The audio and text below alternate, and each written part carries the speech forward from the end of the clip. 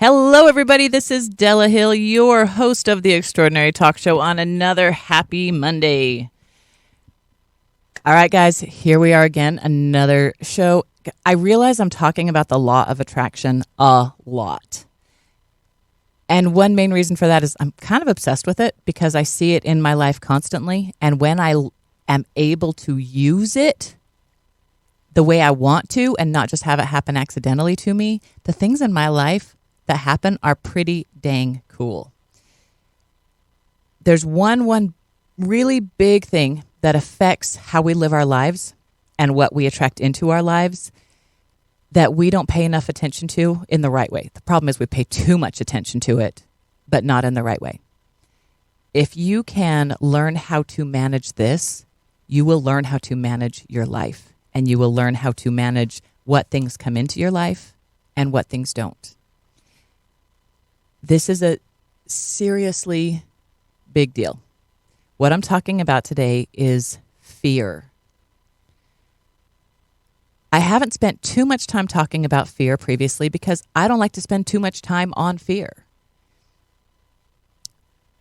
What you basically need to know is that there's essentially one force and power in the universe, and that is the power of love. Love is what holds the universe together. It's what makes the world go round. Love is what holds two people together in a commitment. Love is what holds atoms together to create matter. It's all about love and love's vibration, the vibration of love. The thing about love is if you think of it as a stick, there's love on one end and fear is on the other end. It's essentially the same thing. Love and fear come from the same place. They have the same source, and they essentially have the same type of power. You can attract things into your life with fear just as much as you can attract things into your life with love. But guess which things you're probably going to like better? So we have what we call the vibrational scale or the vibrational spectrum. And you look at this spectrum with love on one end and fear on the other. And it's really beautiful to gain some understanding of this. Now, first of all, if you have fear, even if you have panic, don't feel bad. Don't turn off the show saying, well, I'm screwed. It's never going to work for me. I have experienced fear. I have experienced panic. I understand the effect that those things have in your life and in your mind. Let's talk about that for a minute. Fear and panic in your mind reduces your ability to think. If you think of that scale as kind of a V with fear at the bottom and love at the top, but the bottom point of that is where fear is, and that's a very, very small, and the more you go towards fear, the smaller and smaller it gets. The more you go towards love, the more open and great it gets.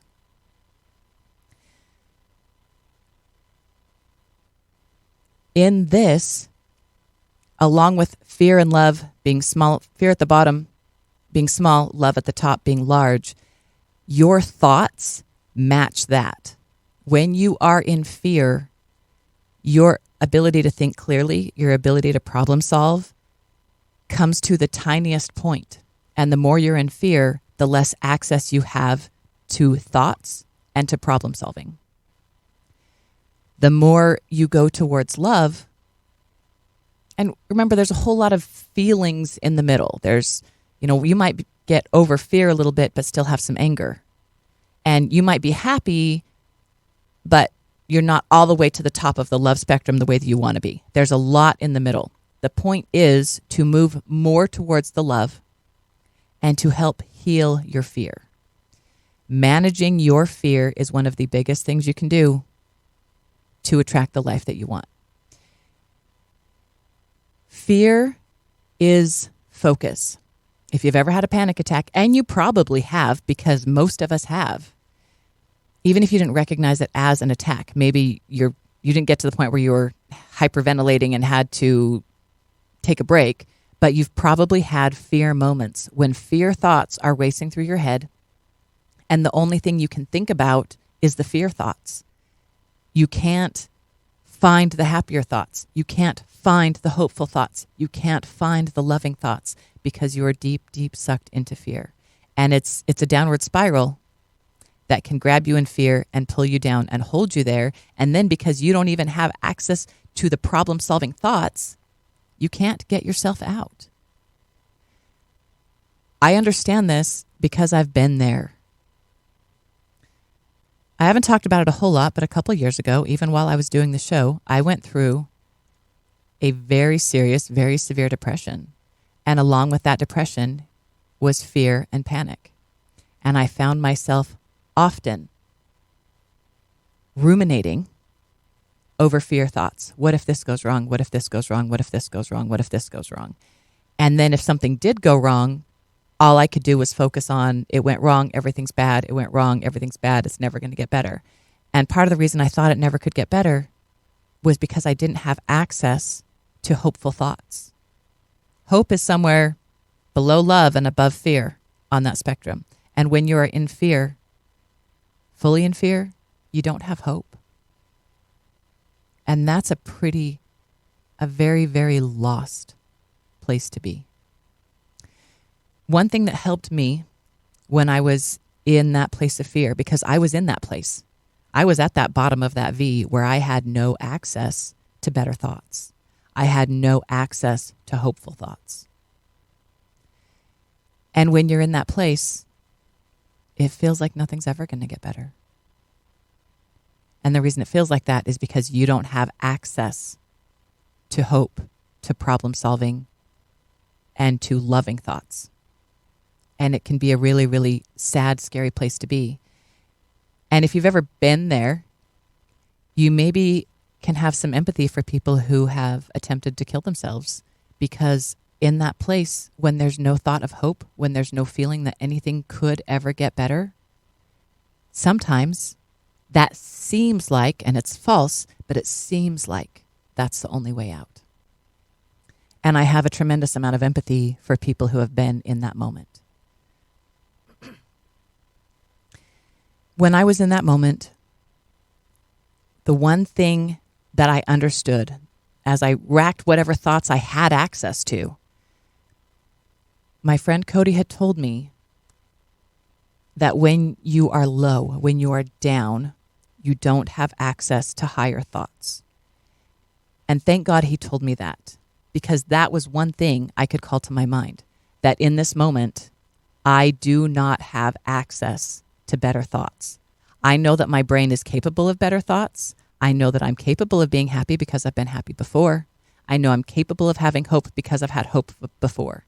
And even though I can't even acknowledge and recognize those things in my life or in my mind right now, it's possible that I might be able to get back there. It's possible that I could get past this, get out of this fear, and maybe get back to a hopeful place. I have no idea how that's going to happen.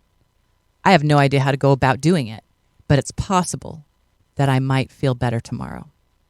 And it's possible that if I feel a little bit better tomorrow, and then maybe if I have another good day next week, and maybe if I have another one good day the week after that, maybe on those good days, maybe I'll have access to better thoughts.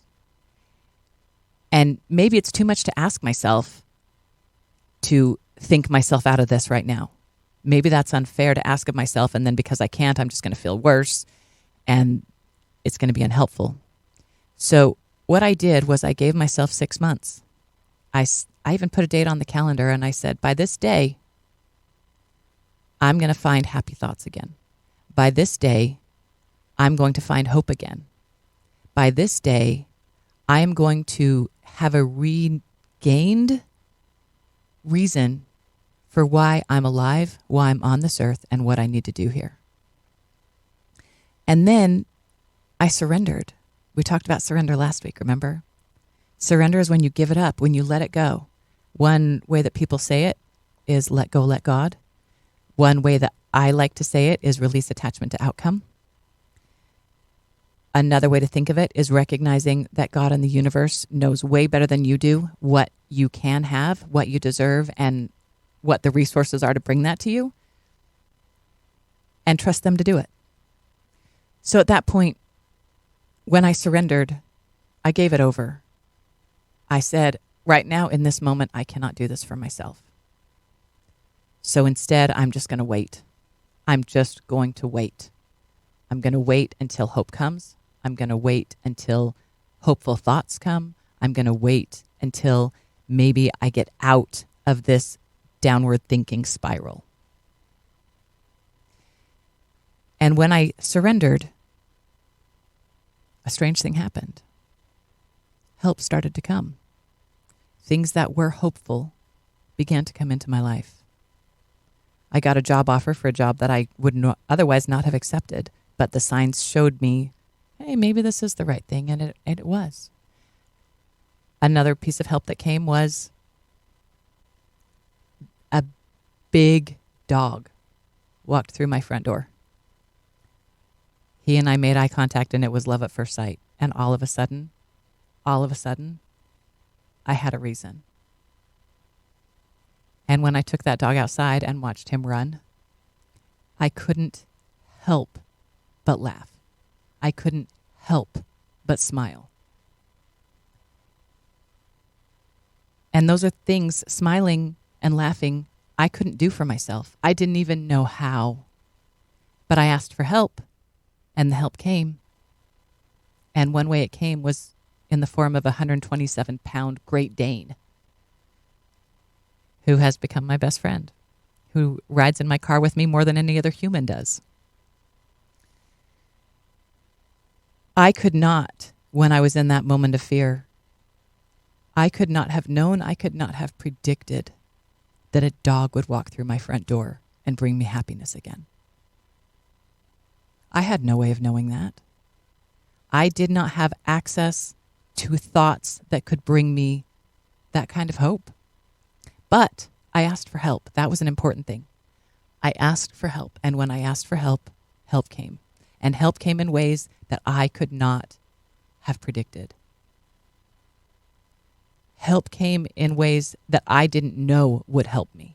I didn't know that job would help me, but that job has helped me. That job has given me the opportunity to love and care for others. And when I see the smile on their faces, I have to smile too.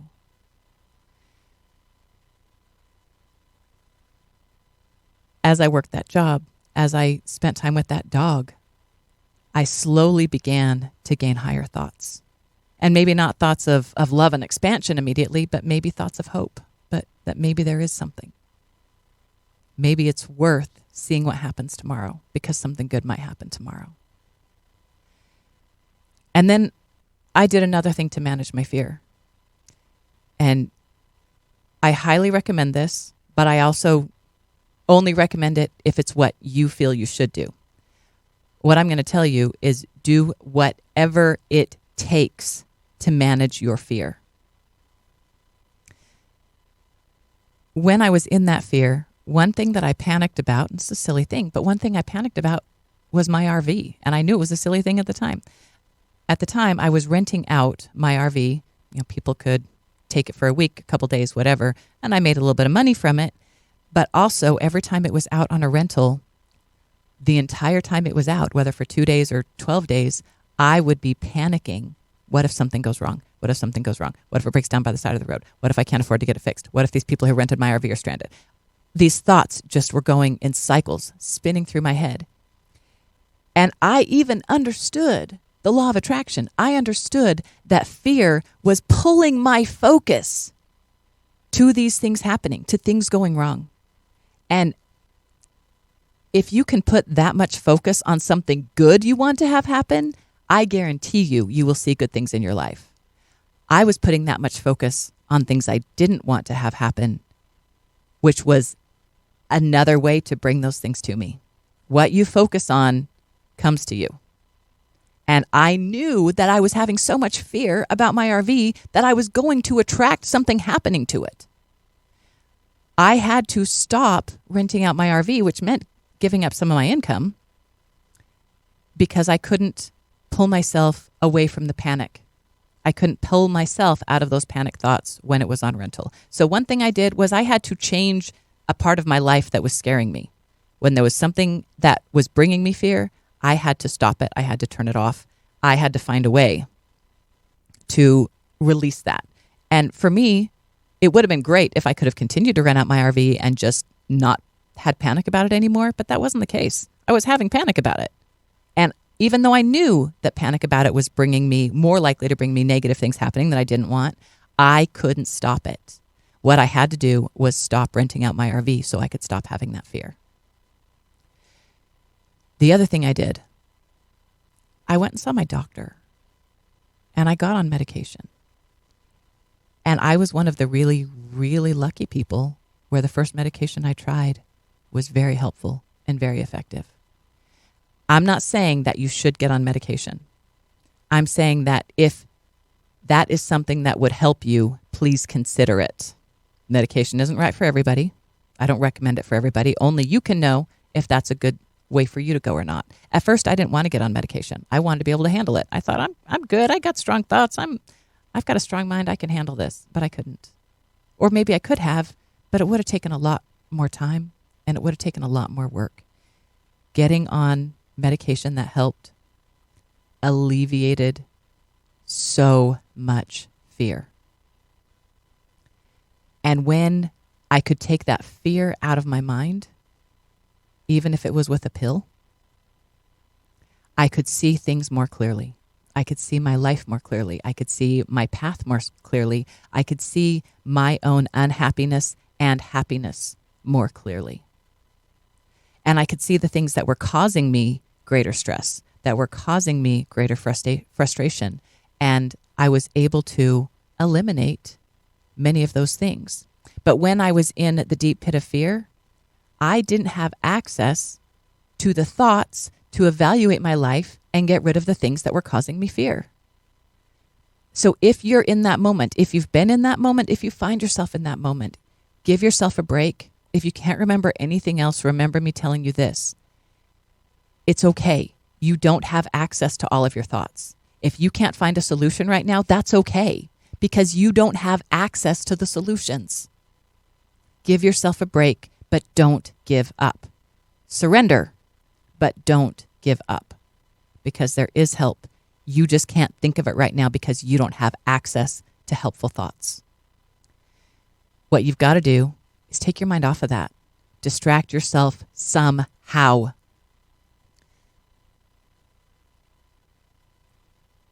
One way I like to say it is to live vortexually. And this is a take from Abraham Hicks and Esther Hicks, because they talk about living in the vortex. The vortex is this vibrational place where everything you've ever asked for resides until it becomes manifest in your life. The vortex is a very, very happy, open, loving, joyful, high vibrational place. And the more you can be in the vortex, meaning high vibrational, the more those things that are in the vortex become manifest to you in your actual life. The way to live in the vortex is to be as happy as you can, as much as you can. Now, that's really hard when you're in the deep pit of fear. I get it. Find a way. Find a reason. Change your state. That's big. Your body posture carries your mood. You can tell if somebody's happy or upset by how they're walking. If you can change your state to match the state you want, you'll get there. So one thing I did when I was deep in my fear was I turned on music. Because when I have music on, the kind of music I like, I get bebopping around. My body changes state. My body starts moving. My body starts relaxing. And as that happens, as my body state changes, my mental state changes too. My mental state must relax if my body is relaxing. So if I can make my body relax by dancing, by yoga, by exercise, whatever it takes. And there's some fun ways to make your body relax. Go get a massage. Have sex. Do things that are fun with your body to change your body state. Because when your body is happy, it brings your mind along with it. That's a hack right there. One thing I did was sang along with that music. And one artist that was very, very impactful to me during that time was Lizzo. She's a rapper. And she says, do my hair toss, check my nails, tell me how you feel. And there's only one answer to this, because the next line in the song is, I'm feeling good as hell. And I made myself sing along with that, even when I wasn't feeling good, even when I didn't agree with it. I made myself sing along with that music, because when I said, I'm feeling good as hell, I started to feel good. It brought me along. The words you use carry you. Singing a song that says, I'm good as hell, will make you feel good as hell. Change your state to get out of your fear. That's one way. Change. So here's some examples I've given you so far. Get a better job. Get a great dog. Get on medication if you feel that that's appropriate for you. Meditate if that's helpful for you. Change your body state. Move, dance, sing. Trick your brain into being happy. When you can say something with confidence, the universe has to match it. So I would listen to that song over and over and over, and I would sing to myself, I'm feeling good as hell every time. And I would sing it louder every time. And the first time I sang it, I had that feeling inside me that I didn't really believe it. And we've talked about this before, the way that your intuition gives you confidence in your gut when it hears something that's true. And when I said, I'm feeling good as hell, there was part of me that was like, yeah, that's good, keep going. And there was part of me that was like, ooh, that's not really true. We don't really feel good as hell. But I listened to the part that said, keep going. And so I listened to that song again, and I sang it again. And I sang it louder. And every time I sang that line, that feeling in my gut of the fear started to dwindle, of the shakiness started to dwindle, and the feeling of confidence, the feeling of firmness came with that statement, until I could say it, I'm feeling good as hell. And I believed it. And when I believed it, the universe had to match that. The universe had to bring me things that will make me feel good as hell. That's how it works. That's part of the be, do, have continuum. Some people, most of us, in fact, want to have something so we can do something so we can be something, but that's the wrong way to attract it. You need to be something so you can have something, and then you'll do something. For example, quick example is you might want to have a boat so that you can go out on the lake so that you can be a fisherman and an outdoorsman. But if you wait for that boat, it's going to be a long time before you ever become a fisherman and outdoorsman. What you got to do is become a fisherman outdoorsman, go to the lake, sit on the shore, make friends who have boats. Sooner or later, the boat will come to you. But it will come to you a lot faster if you decide to be the fisherman outdoorsman, to go ahead and go to the lake. And then the things that you need to do that will arrive. If you wait to have the boat so you can go to the lake, so you can be a fisherman outdoorsman, you're going to be waiting a really long time. You must be so you can do, so you can have. Waiting to have so you can do, so you can be is the wrong way about it. I had to make myself be happier. I had to trick my brain into thinking things were better. And then when I tricked my brain into thinking things were better, the universe had to match it. The universe had to bring me things that were better. Don't be hard on yourself for having fear. Don't get down on yourself. It is what it is. And the more you try to ignore it, the more you try to pretend it's not there, the less you're managing it. Don't hide from it. Manage it.